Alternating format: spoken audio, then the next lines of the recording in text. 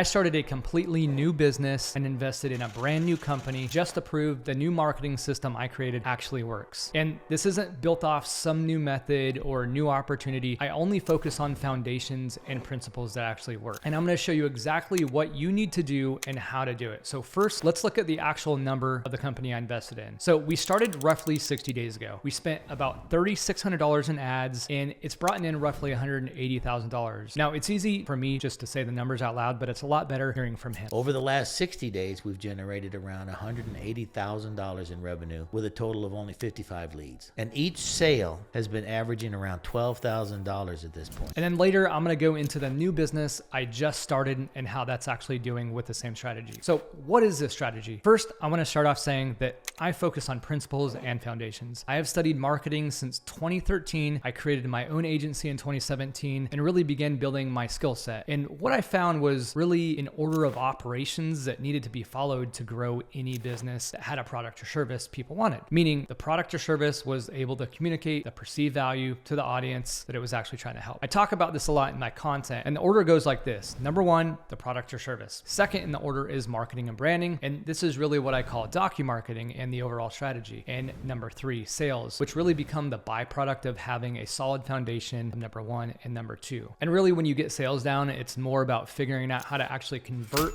better and find the right sales process that's not just effective, but now also efficient. So for the business that I invested in, the deal was if I can get them a decent ROI and make them money, they will retain my services for a minimum of 18 months, and then I get any other location they open. And also, I have the ability to be the preferred vendor for the franchise because nobody actually does this for them. So this also happened to be perfect timing because I've been working on my documarketing process for a few years. They had a product that the audience wants, and most businesses do. If there's a market cap and money in the market, it just becomes a game of making a product better than most, which they had. And then now we have the actual execution of the strategy, which is why you're here. How do you implement documarketing, and really what is it? In the simplest way, it is showing your audience how you actually help them achieve what they want. Simple, right? And I do get to an extent that is easier said than done, and that is step one. And you may suck at making content or communicating what you do right now, but I promise you're going to get better at it. And I'm going to go a bit deeper on this in a second because there's several ways you can actually use this process. So in my opinion, if you are a service-based business, the best way to go is to create an ad that either has a static image and test against a short piece of video content that goes through something specific you do